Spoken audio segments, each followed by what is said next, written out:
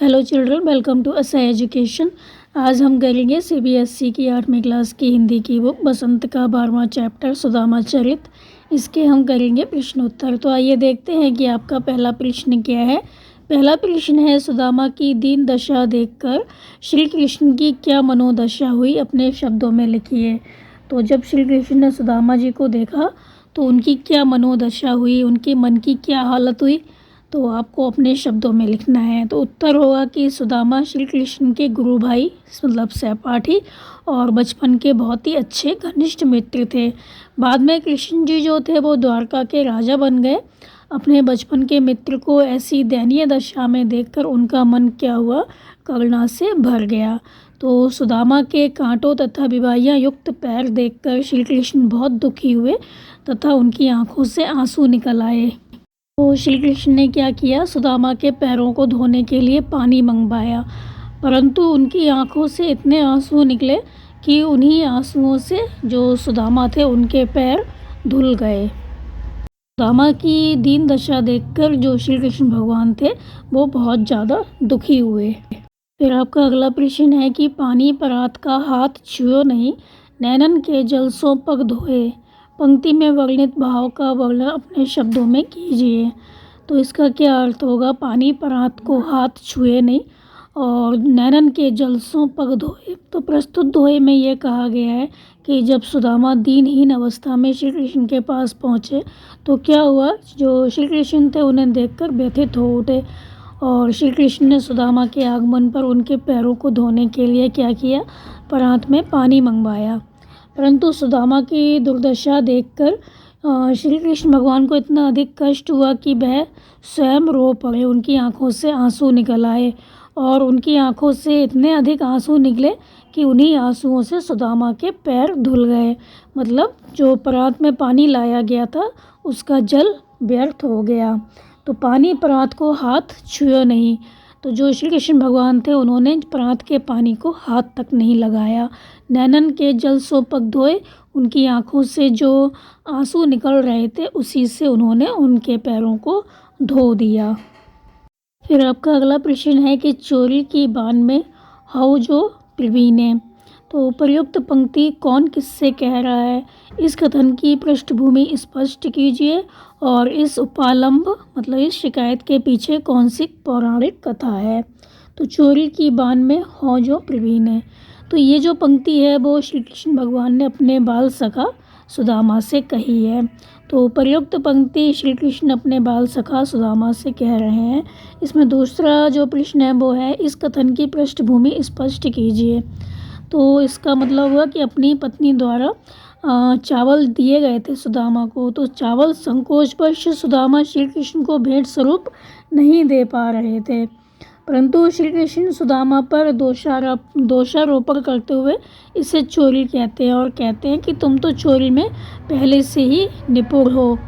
तो जो ये पंक्ति है कि चोरी की बान में हो जो प्रवीणे, तो जो श्री कृष्ण भगवान है वो यहाँ पर जो सुदामा है उनके हाथ में जो चावल थे जो कि उन्होंने श्री कृष्ण भगवान को संकोचवश नहीं दिए, तो श्री कृष्ण भगवान इसीलिए उनसे कह रहे हैं कि चोरी की बान में हो जो प्रवीण है, कि तुम चोरी की आदत में तो बहुत पहले से ही चतुर हो। तो चोरी की आदत में तुम बहुत चतुर हो।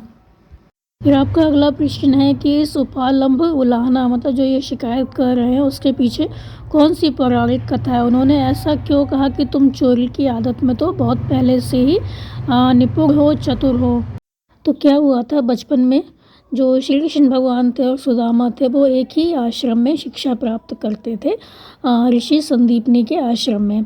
तो उस समय गुरुकुल में शिक्षा ग्रहण करने के साथ विद्यार्थियों को ही सारे काम अपने हाथों से करने होते थे, जैसे गायों की देखभाल करना है या भिक्षाटन करना है या आश्रम की सफाई और लकड़ियाँ काट के लाना है या गुरु की सेवा करना है। तो ये सारे काम जो विद्यार्थी होते थे उनको अपने आप ही करने होते थे। तो एक दिन क्या हुआ, जब आश्रम में खाना बनाने की जो लकड़ियाँ थी वो ख़त्म हो गई, तो जो गुरु माता थी वो क्या करती हैं, श्री कृष्ण और सुदामा को लकड़ियाँ लाने के लिए जंगल में भेज देती हैं और रास्ते में खाने के लिए कुछ चने भी दे देती हैं। तो संयोग की बात है, जब श्री कृष्ण पेड़ पर पेड़ पर बैठे हुए लकड़ियाँ तोड़ रहे थे, तो सुदामा जो थे वो नीचे बैठकर उनको इकट्ठा कर रहे थे। अभी क्या होता है, बहुत तेज़ बारिश शुरू हो जाती है, हवा चलने लगती है, तो श्री कृष्ण पेड़ की डाल पर ऊपर ही बैठ गए। तो ऐसे में सुदामा ने क्या किया, जो गुरु माता ने चने दिए थे उनको निकाल कर चबाने लगे। तो चने की आवाज़ सुनकर श्री कृष्ण उनसे पूछा कि सुदामा क्या खा रहे हो? तो सुदामा ने उत्तर दिया, कुछ भी नहीं खा रहा हूँ, सर्दी के कारण मेरे जो दांत हैं वो किटकिटा रहे हैं। तो इस तरह सुदामा ने क्या किया, चोरी करके श्री कृष्ण से चने खाए। तो उसी घटना को याद करके श्री कृष्ण भगवान ने ये पंक्ति कही है कि तुम जो चोरी की आदत है उसमें तो पहले से ही निपुण हो, तुम्हारी ये चोरी की आदत तो बहुत पहले से है। फिर आपका अगला प्रश्न है कि द्वारका से खाली हाथ लौटते समय सुदामा मार्ग में क्या क्या सोचते जा रहे थे, वह कृष्ण के व्यवहार से क्यों खींच रहे थे? सुदामा के मन की दुविधा को अपने शब्दों में प्रकट कीजिए। तो जो सुदामा थे जब द्वारका से वापस आते हैं तो खाली हाथ आते हैं, उनको नहीं पता था कि श्री कृष्ण भगवान ने उनको कितना कुछ दिया है। तो आंसर हुआ कि द्वारका से लौटते समय सुदामा को श्री कृष्ण ने प्रत्यक्ष रूप से तो कुछ नहीं दिया। वहाँ से लौटते समय सुदामा सोच रहे थे कि श्री कृष्ण भगवान ने उन्हें कुछ भी नहीं दिया, जबकि उनको तो ये उम्मीद थी कि श्री कृष्ण भगवान उनको क्या करेंगे, बहुत रुपया पैसा देंगे, लेकिन वो खाली हाथ जा रहे थे। तो श्री कृष्ण ने उनके पहुंचने पर उनका खूब आदर सत्कार किया, खूब प्रसन्नता प्रकट की, लेकिन जाते समय उनको कुछ भी नहीं दिया। तो वो सोचते हैं मन ही मन में कि ये श्री कृष्ण भगवान तो क्या करते थे, बचपन में घर घर जाकर दही की चोरी किया करते थे, मक्खन चुराते थे। तो वो सोच रहे हैं कि ये जो चोरी किया करता था ये मुझे क्या देगा। तो उन्हें बहुत गुस्सा आ रहा था अपनी पत्नी पर, क्योंकि उनकी पत्नी ने ही उन्हें ज़बरदस्ती भेजा था श्री कृष्ण के पास कि वो बहुत अच्छे हैं, जाओ उनके पास, वो कुछ मदद कर देंगे। तो उन्हें इस बात पर बहुत गुस्सा आ रहा था, बहुत खिसिया रहे थे वो कि श्री कृष्ण भगवान ने उनको कुछ भी नहीं दिया। तो क्या होता है, श्री कृष्ण भगवान ने जब उनको कुछ भी नहीं दिया, ऐसा उनको लग रहा था, तो घर जाते समय वो क्या सोच रहे थे कि वो अपनी पत्नी से कहेंगे कि तुम्हें तो बहुत ज़्यादा उम्मीद थी भाई श्री कृष्ण भगवान बहुत कुछ देंगे, तो लो श्री कृष्ण भगवान ने इतना सारा धन दिया है, उसे संभाल कर रख लो। तो उन्हें बहुत गुस्सा आ रहा था कि देखो श्री कृष्ण भगवान ने कुछ भी नहीं दिया, जबकि वो इतना अधिक प्रसन्न हो रहे थे मुझे देखकर। तो उनको पता ही नहीं था कि श्री कृष्ण भगवान ने कितना कुछ दे दिया है। तो उन्हें उसके पास जो उनकी पत्नी थी उन्होंने ही भेजा था। तो सुदामा कृष्ण की महिमा से अनजान थे, इसलिए श्री कृष्ण के व्यवहार से उनको बहुत ज़्यादा खींच आ रही थी, बहुत खींच रहे थे श्री कृष्ण के व्यवहार से। जो सुदामा थे उनको यही लग रहा था क्या वह सब दिखावटी था, जो कुछ श्री कृष्ण भगवान ने किया उनके साथ वो सब क्या दिखावा था। तो वो श्री कृष्ण के व्यवहार से खींच रहे थे, क्योंकि उन्हें आशा थी कि श्री कृष्ण भगवान जो है वो उनकी दरिद्रता है वो दूर कर देंगे, उन्हें बहुत धन दौलत देकर विदा करेंगे। लेकिन श्री कृष्ण भगवान ने ऐसा नहीं किया। उन्होंने प्रत्यक्ष रूप से तो उनकी सहायता नहीं की थी, लेकिन परोक्ष रूप से उन्होंने अप्रत्यक्ष रूप से उन्होंने उनकी बहुत ज़्यादा सहायता की थी, जो कि सुदामा को पता ही नहीं था। तो श्री कृष्ण के इस व्यवहार से उन्हें बहुत गुस्सा आ रहा था, बहुत ज़्यादा वो खींच रहे थे। फिर आपका अगला प्रश्न है कि अपने गांव लौटकर जब सुदामा अपनी झोंपड़ी नहीं खोज पाए तब उनके मन में क्या क्या विचार आए, कविता के आधार पर स्पष्ट कीजिए। तो आंसर होगा कि द्वारका से लौटकर सुदामा जब अपने गांव वापस आते हैं तो अपनी झोंपड़ी के स्थान पर वो क्या देखते हैं, बड़े बड़े भव्य महलों को देखते हैं। तो उनका मन क्या होता है, भ्रमित हो जाता है, उनको समझ में ही नहीं आता कि ये मेरी जो झोंपड़ी थी वो कहाँ चली गई, क्योंकि वो तो खाली हाथ आए थे। उनको तो ये उम्मीद भी नहीं थी कि श्री कृष्ण भगवान उनको इतना सब कुछ दे देंगे। तो उनको मन ही मन में क्या होता है, भ्रम होता है, कहीं वो घूम फिर कर फिर से वापस द्वारका तो नहीं आ गए। फिर भी उन्होंने पूरा गांव छाना और सबसे पूछा, लेकिन उनकी जो झोंपड़ी थी वो कहीं नहीं मिलती है, क्योंकि उनकी जो झोंपड़ी थी वो महल में तब्दील हो गई थी। जो श्री कृष्ण भगवान थे उनकी कृपा से उनकी झोंपड़ी महल बन गई थी। तो वो बहुत अधिक भ्रमित थे, उनको समझ में नहीं आ रहा था कि उनकी झोंपड़ी कहाँ चली गई। फिर आपका अगला प्रश्न है कि निर्धनता के बाद मिलने वाली संपन्नता का चित्रण कविता की अंतिम पंक्तियों में वर्णित है, उसे अपने शब्दों में लिखिए। तो जो श्री कृष्ण भगवान थे उनकी कृपा से क्या हुआ, सुदामा जी थे बहुत अधिक धनवान हो गए थे। तो निर्धनता के बाद मिलने वाली संपन्नता का चित्रण कविता की अंतिम पंक्तियों में किया गया है कि वो किस तरह से इतने अधिक मालदार हुए, कितना अधिक रुपया पैसा हो गया, क्यों हुआ, कैसे हुआ, वो सब आपको यहाँ पर लिखना है। तो आंसर हुआ श्री कृष्ण की कृपा से निर्धन सुदामा की दरिद्रता दूर हो गई। तो सुदामा जो थे बहुत अधिक गरीब थे, लेकिन श्री कृष्ण की कृपा से उनकी जो दरिद्रता थी वो दूर हो गई, गरीबी जो थी वो दूर हो गई। तो सुदामा की टूटी फूटी सी झोंपड़ी जो थी अब क्या हुआ, सोने का महल बन चुकी थी। कहाँ तो उनके पैरों में पहनने के लिए चप्पल तक नहीं थी, अब उनको घूमने के लिए हाथी घोड़े हाजिर थे। तो पहले सोने के लिए वो कठोर भूमि पर ही सो जाते थे, लेकिन अब शानदार नरम मुलायम बिस्तरों का इंतजाम हो गया था। कहाँ पहले खाने के लिए चावल भी नहीं मिलते थे और आज प्रभु की कृपा से खाने को मनचाही चीज़ उपलब्ध है। तो इस तरह से उनकी ज़िंदगी में विपन्नता के लिए कोई स्थान नहीं बचा था। कहाँ तो उनके पास खाने को नहीं था, कहाँ उनको मेवे खाने को मिल रहे थे जो कि उनको अब ये सब अच्छा नहीं लग रहा था। तो उनका जीवन जो था पूरी तरह से बदल चुका था। कहाँ तो वो कठोर भूमि पे सोते थे और कहाँ उनको अब मखमली बिस्तरों पर भी नींद नहीं आ पा रही थी। तो उनकी जो विपन्नता थी वो पूरी तरह से ख़त्म हो गई थी। तो श्री कृष्ण की कृपा से क्या हुआ, उनकी निर्धनता जा चुकी थी और वो बहुत अधिक संपन्न हो चुके थे। फिर आपका अगला प्रश्न है कि द्रुपद और द्रोणाचार्य भी सहपाठी थे। तो श्री कृष्ण और सुदामा थे वो भी सहपाठी थे, द्रुपद और द्रोणाचार्य भी सहपाठी थे। तो द्रुपद और द्रोणाचार्य की जो मित्रता थी, शत्रुता थी, उसकी कथा महाभारत से खोजकर सुदामा के कथानक से तुलना कीजिए। तो आंसर हुआ कि श्री कृष्ण और सुदामा बचपन में ऋषि संदीपनी के गुरुकुल में साथ साथ शिक्षा ग्रहण करते थे। तो ये दोनों ही घनिष्ठ मित्र थे, बहुत अच्छे मित्र थे श्री कृष्ण और सुदामा। इसी तरह जो द्रुपद और द्रोणाचार्य थे वो भी महर्षि भारद्वाज के आश्रम में साथ साथ शिक्षा ग्रहण करते थे।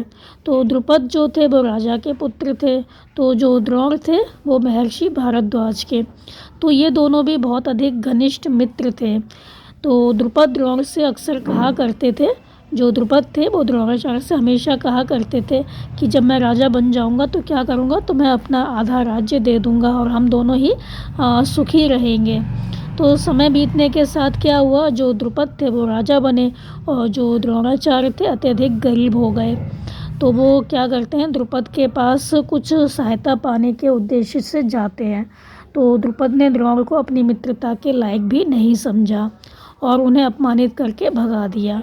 तो द्रोण ने पांडवों और कौरवों की धनुर्विद्या, जो द्रोणाचार्य थे उन्होंने कौरवों और पांडवों को धनुर्विद्या सिखानी शुरू की, धनुष चलाना सिखाया।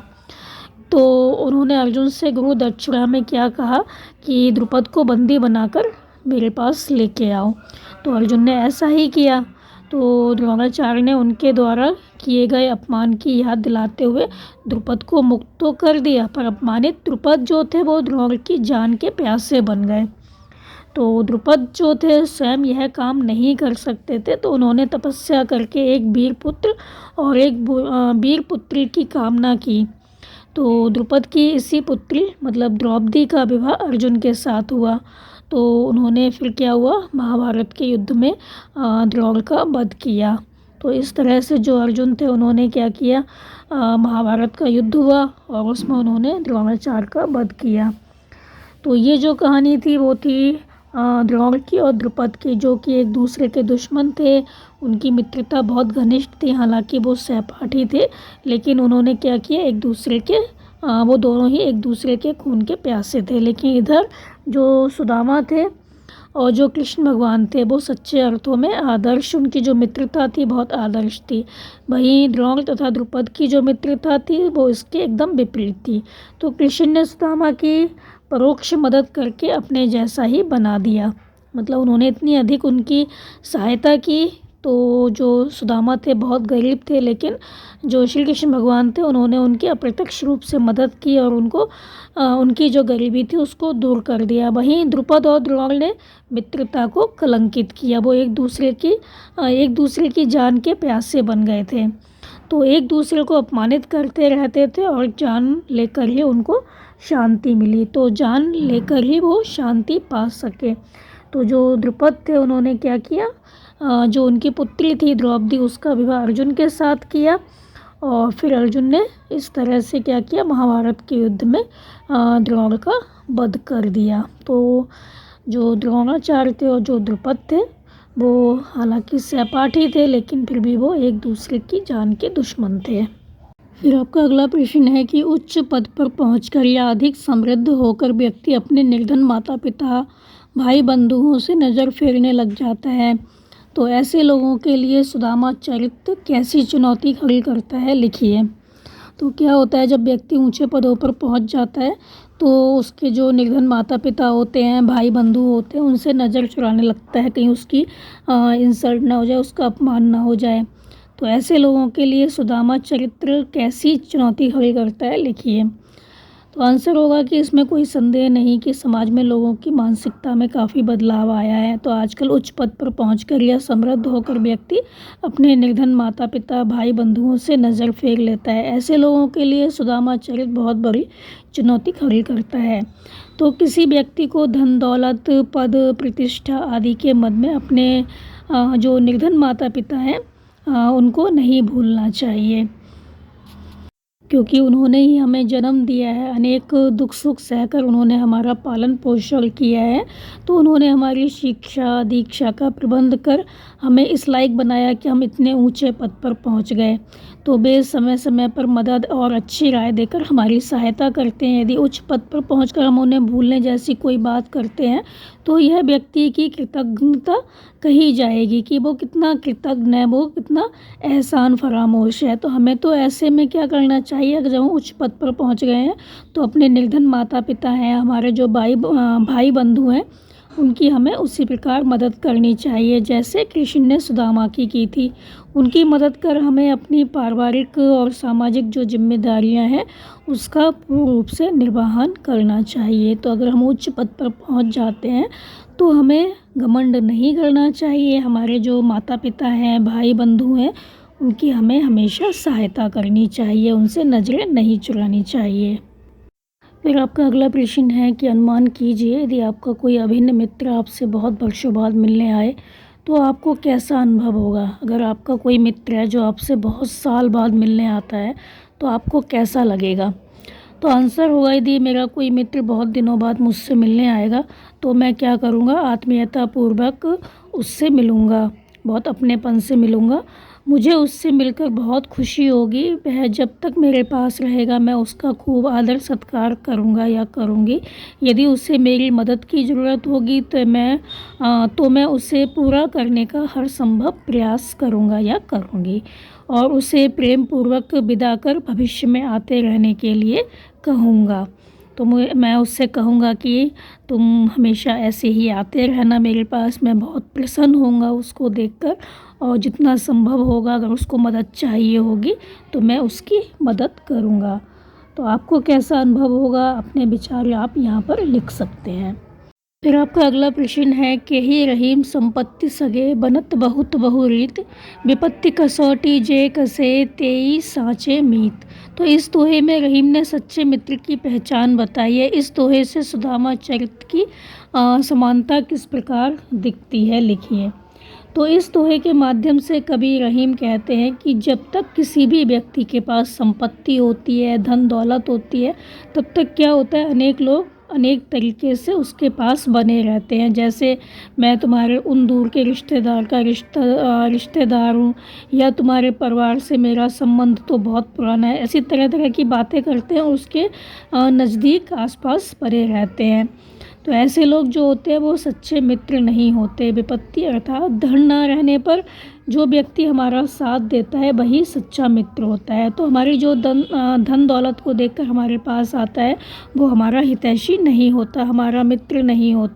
तो इस दोहे की तुलना यदि हम सुदामा चरित्र से करते हैं तो इन दोनों में काफ़ी समानता दिखाई देती है। तो सुदामा चरित्र के अनुसार द्वारकाधीश कृष्ण अपने विपन्न मित्र को देखकर, अपने निर्धन मित्र को देखकर क्या होता है, बहुत प्रसन्न हो जाते हैं। बहुत दिन बाद देखा था उन्होंने, तो वो क्या करते हैं, उसका बहुत आदर सत्कार करते हैं। उनको इस बात से मतलब नहीं है कि वो गरीब है अमीर है क्या है, तो उनको लगता है कि मेरा मित्र आया है, तो उसको देखकर वो बहुत प्रसन्न हो जाते हैं। और विदाई के समय क्या करते हैं, प्रत्यक्ष रूप से तो कुछ नहीं देते, सामने से तो कुछ नहीं देते, किंतु परोक्ष में वो इतना दे देते हैं कि उन्हें भी अपने समान बना देते हैं। तो इस प्रकार सुदामा चरित में भी विपत्ति के समय मित्र की सहायता करने का संदेश दिया गया है। तो इसमें भी निहित जो मूल भाव है वो उक्त दोहे जैसा ही है कि मुसीबत के समय जो सच्ची भावना से सहायता करे वही हमारा सच्चा मित्र है। श्री कृष्ण ने सुदामा की अप्रत्यक्ष सहायता कर सुदामा में हीनता की भावना या छोटे होने का भाव पैदा नहीं होने दिया। तो उन्होंने अप्रत्यक्ष रूप से उनकी सहायता की, सामने से कुछ नहीं दिया और बहुत प्रसन्न हुए उन्हें देखकर। तो दोनों दोहे जो है उसमें जो मूल भाव है, जो निहित मूल भाव है, वो एक जैसा ही है। फिर आपका अगला प्रश्न है कि पानी परात को हाथ छुओ नहीं, नैनन के जल सो पग धोए। तो ऊपर लिखी गई पंक्ति को ध्यान से पढ़िए। इसमें बात को बहुत अधिक क्या किया गया है, बढ़ा चढ़ाकर चित्रित किया गया है। तो जब किसी बात को इतना बढ़ा चढ़ाकर प्रस्तुत किया जाता है तो वहाँ पर होता है अतिशयोक्ति अलंकार। तो आप भी कविता में से एक अतिशयोक्ति अलंकार का उदाहरण छाटिए। तो आपको भी कविता में से एक अतिशयोक्ति अलंकार का जो एग्जाम्पल दिया गया है उसको छाटना है। तो आंसर होगा, कई वे टूटी सी छानी हती, कहाँ कंचन के अब धाम सुहावत।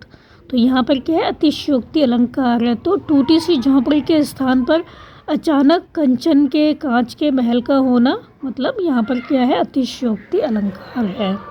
आगे के जो दो प्रश्न हैं वो आप अपने आप करेंगे, क्योंकि ऐसे जो प्रश्न होते हैं वो एग्ज़ाम में नहीं आते। हम करेंगे इसका तीसरा प्रश्न कि मित्रता संबंधी दोहों का संकलन कीजिए।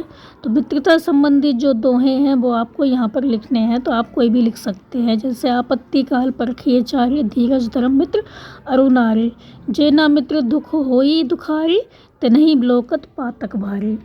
तो ये तुलसीदास जी का दोहा है। फिर हम लिख सकते हैं, कहे रहीम संपत्ति सगे, बरत बहुत बहुरीत, विपत्ति कसौटी जे कसे, तेई साँचे मीत। ये रहीमदास जी का दोहा है। तो यहाँ पर हमारा जो चैप्टर है, प्रश्न उत्तर हैं आपके, वो ख़त्म हो गए बच्चों। आप इनको अच्छे से समझ कर याद कर लीजिए और हमारे चैनल असहाय एजुकेशन को लाइक कीजिए, सब्सक्राइब कीजिए और शेयर करना बिल्कुल मत भूला करिए। Thank you.